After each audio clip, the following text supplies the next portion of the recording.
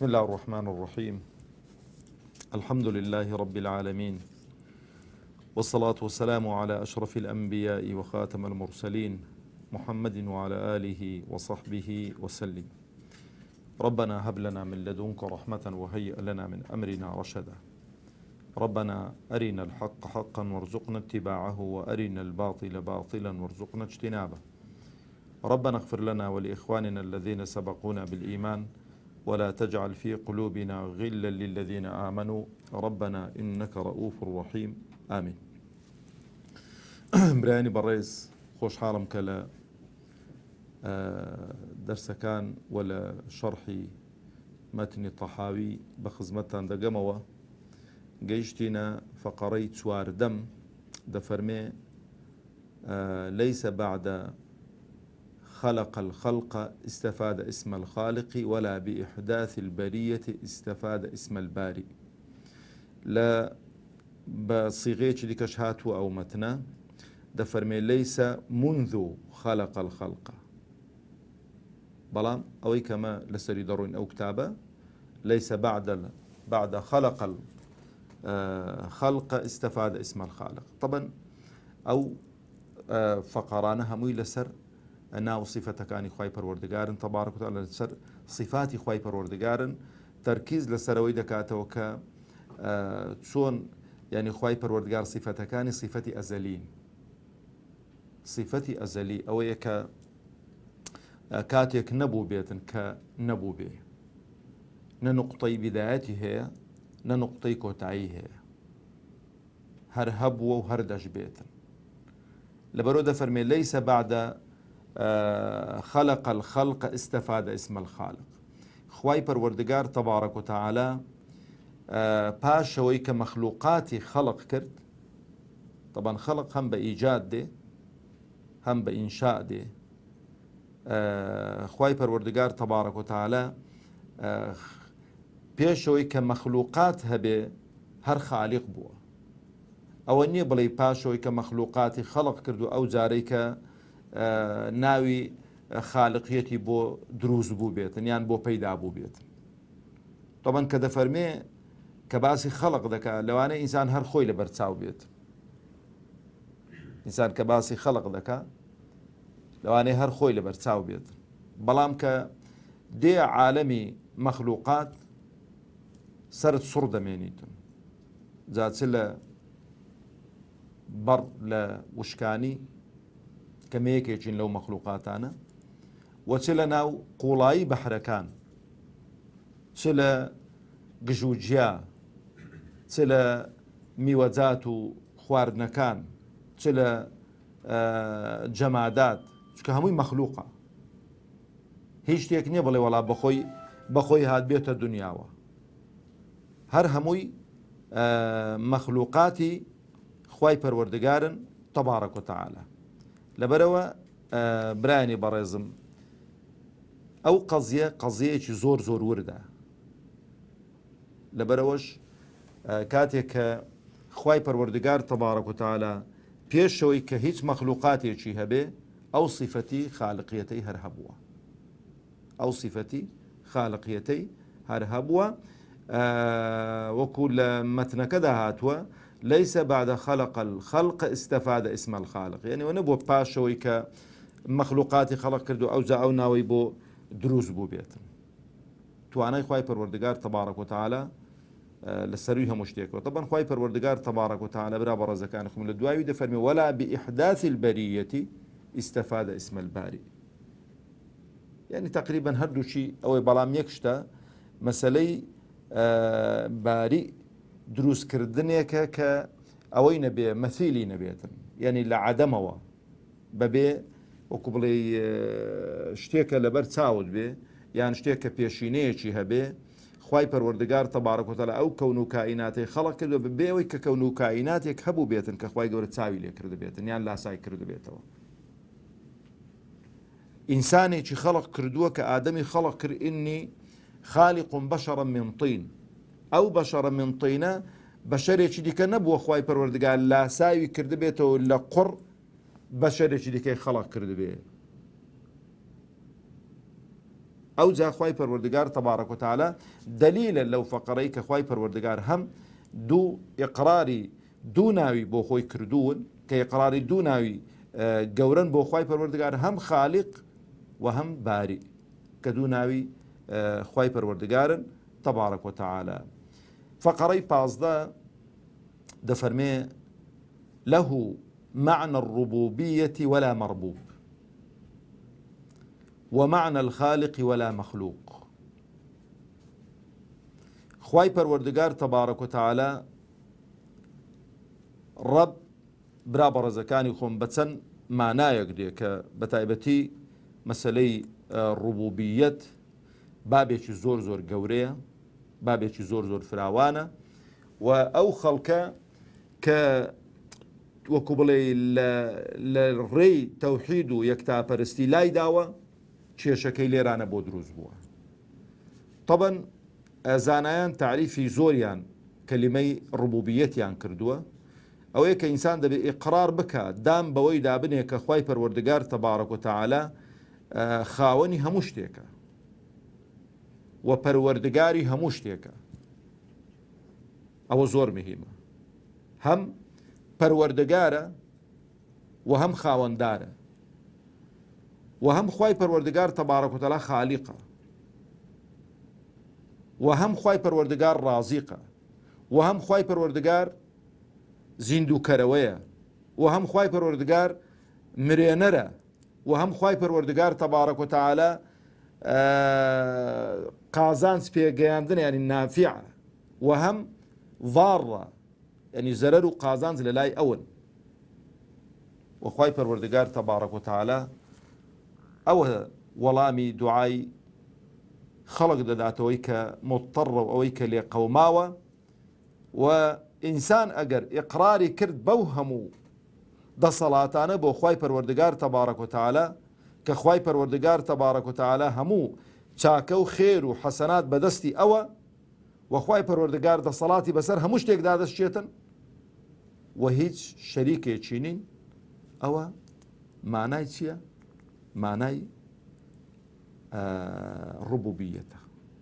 ئینسان ئەگەر بەم شێوازە برا بەڕێزەکانی خۆم لە ڕوبوبیەتی خوای پەروەردگار حاڵی بوو ملکەت ناکاتن لە بۆ تاغوت و لە بۆ زاڵم و ستەمکارێک، لە بۆ لوقمەیەکی، لە بۆ پاروەنانێکی، یان لە دینی خوای پەروەردگار لا نادا لە بۆ هەڕەشە و گۆڕەشەیەکی. جا ئەو جا خوای پەروەردگار دەفەرمێ، ئیمامی تەحاوی دەفەرمێ لە صیفاتەکانی خوای پەروەردگار دەفەرمێ له معنى الربوبية ولا مربوب. خوای پەروەردگار پەروەردگار بووە و بەدیهێنەر بووە و خالیق بووە و بەبێ ئەوەی کە کەسێک هەبوو بێتن کە خاوەنداری بکاتن، یعنی پێشەوەی کە خاوەنداری هەبێ هەر خاوەندار بۆ خوای پەروەردگار تەبارەک و تەعالا. یعنی ئێستا وەلیلله المەثل الأعلى ئینسان هەتا شتێکی نەبێ ئەو صیفەتەی بۆ دروست نابێتن، وەنیە؟ یعنی هەتا شتێکی نەبێ صیفەتەکەی بۆ دروست نابێ ئینسان.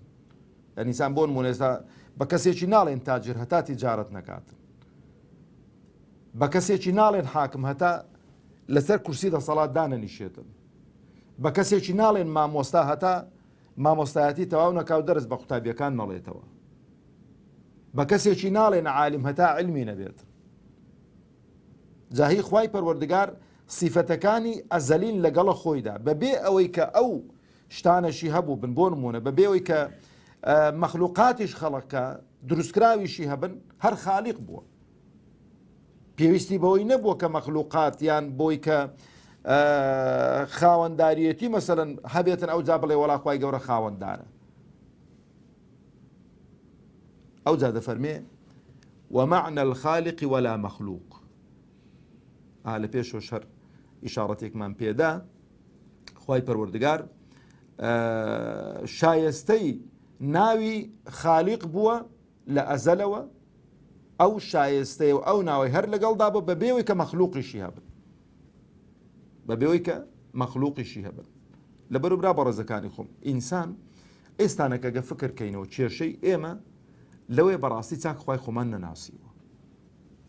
ئەتوانم بڵێم زۆر بە سادە و ساکار ئێمە هاتوینە ناو دین و نەهاتوین دیڕاستەی عەقیدەی ئیسلامی خۆمان بکەین، نەهاتوین عەقیدەی ئیسلامی خۆمان لە ئەو کەڵە زانایانە وەربگرین کە بەڕاستی ئاشنا بوون، شارەزا بوون، ئەو شتانەیان کە نووسیون برا بە ڕێزەکانی خۆم پێم خۆشە یەکشت بزانین بۆیان نەنووسیون وەڵا هەر بۆ خۆشی بڵێ وەڵا کاتی خۆیان بێ بەسەر برن، بۆ ئەو جیلەی ئێمە و دوای ئێمە و دوای ئێمە و ئەوانەیان نووسیوە و ئەو شتانش شتێکنین بڵێ وەڵا کۆن دەبن یان بڵێ کاکە هەندە ساڵێ بەسەردان نووسراوە بەکە لە کەو زەمانەی ناوێ بۆ چکە ئەوەی کە نووسراوە باسی ذاتی خوای پەروەردگارە، ذاتی خوای پەروەردگاریش کە نووسیویانە ئەوان چەند لە مەصدەری وەحی نزیکتر بوون ئەوەندە چاکتر و باشتر ئاشنا بوون و چەند لە علەمای سەلەفی ساڵح نزیکتر بوون چاکتر دەرچی ئەو حقایق و ڕاستیانیان کردوون بە ذاتی خوای پەروەردگارەوە تەبارەک و تەعالا. وەکو گوتیشم لە دەرسەکانی ڕابردوو ئەو شتانە ئەو وردەکاریە زیاتر ڕەتدانەوەی مرجئە و ڕەوافض و ئەو فڕەقی ضال خەواریج و چێو ئەوانەی کە دروست بوون ئەوانە کۆمەڵە ئیشکالاتێکیان دروست کرد لە ئەسما و صفاتی خوای پەروەردگار و تەبارەک و تەعالا ئەهلی سونە و جەماعە قۆڵی پیاوەتی و مەردایەتیان لێ هەڵکرد ڕەدیان دانەوە بە تەئلیفی ئەو کتابانە جات عەقیدەی تەحاویە عەقیدەی واسطیە زۆرێک لە ئەو کتابانن کە ڕەدی ئەو شوبوهات و ئەو هەڵە و پەڵەی ئەوانە دەدەنەوە. ئەوجا لە فەقەڕەی 16 دەفەرمێ وكما أنه محيي الموتى بعدما أحيا استحق هذا الاسم. دەفەرمێ خوای پەروەردگار تەبارەک و تەعالا زیندوو کەرەوەیە. چ دەکا؟ مردووان زیندوو دەکاتەوە. دەفەرمێ ئەو ناوە خوای پەروەردگار ئەو صیفەتە بۆ خوا دروست نەبووە لەسەرەوە پەچی نەکەوتووە هەتا مردووان زیندوو نەکاتەوە شایستەی ئەو ناوە نەبێتن. طبعا برا بە ڕێزەکانی خوێن یەکێک لە ئیشکالیاتی مشریشینی عەرەب لەسەر دەمی پێغەمبەری خوا عەلەیهی سەڵات وسەلام ئەو قەزیە بووە، قەزیەی زیندووکردنەوە. قەناعەتیان وا بووە، جاندێک لە عولەما دەفەرمون ئەوانەی کە قەناعەتیان وایە ژیان هەر ئەو لەحزەیە و کابرا کە تێدایە دە دنیادا و دەڕوا و زیندوو نابێتەوە دەهریان پێدەگوترێتن. بڵێ قەناعەتیان بە زیندوو بوونەوە بە حەشر و حیساب و بەوانە نییە. لەبەرەوەش تەماشا دەکەی هەرچی کە زوڵم مستەمێک کە دەکرێ، هەرچێک کە دزی و زەردەیی کە دەکرێ، هەرچێک کە زێدەڕۆیی و توغیان کە دەکرێ، قەناعەتتان کەن هەمووی ئیشکالیت ئەلێرانە خۆی دەبینی تۆ کابرا باوەڕی بە زیندوو بوونەوە نییە، با بەخۆشی وەنەڵێتن. بەڵام ئەمە و پرسیارە لە ئێوە دەکەم، کەسێک باوەڕی بەوەی هەبێ زیندوو دەبێتەوە لە هەموو کەبیرە و سەغیرەیەک، لە هەموو شتێکی گچکە و گەورە، خوای گەورە لێ دەپرسیتەوە، خوای گەورە محاسبەی دەکا و دەشزانی کە بشزانیتن ژیانی ڕاستەقینە لە دوای زیندوو بوونەوە دەست پێ دەکا، مردن نییە، ژیانێکە یان ئەبەدی لە بەهەشت دەبی یان ئەبەدی لە جەهەنەم دەبی، کابرا خەرابەی ناکات. لەبەرەوە پێغەمبەری خوا عەلەیهی سەڵات وسەلام کە باسی زیندوو بوونەوە حەشر و حیساب بۆ خەڵک دەکا لەو 13 ساڵی کە لە مەککەدا داوە و بانگەواز دەکا، مشریکەکان وەکو ئیستیهزا دێن ئێشی مردوویە کە چەندەها ساڵە وفاتی کردو بۆتە خۆڵەمێش ئاوا لەسەر دەستی دادەنێن، دێن دەڵێن ئەی محەممەد عەلەیهی سەڵات وسەلام ئەتۆ قەناعەتت وایە خوای تۆ ئەوەی زیندوو دەکاتەوە جارێکی دەکاتەوە ئینسان؟ دەڵێ بەڵێ زیندوی دەکاتەوە ئەتۆش دەباتە جەهەنەمی. قل يحييها الذي أنشأها أول مرة. زە تەماشەکە زۆر وردە قەزیەکە.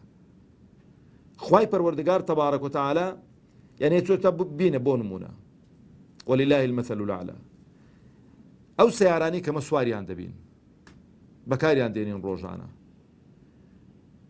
ئەوە حونەریەکە عەتەڵێکی لێ دروست دەبێ و تێک دەچێ و دەعمێک دەکاوی بە یەکن وەستایەکی لۆ چاکاتەوە، یان ئەوە حونەریەکە یەکەم جار ئەو عەقلیەتەی کە ئەو سیارەی دروست کردووە کامەی مهمە؟ ها؟ ئەوەی کە دروستی کردو یەکەم جار، ئەوەی کە فکری ئەو هەموو وردەکاریە دەو سیارەیدا دروست چۆنی ئەوە کردووە.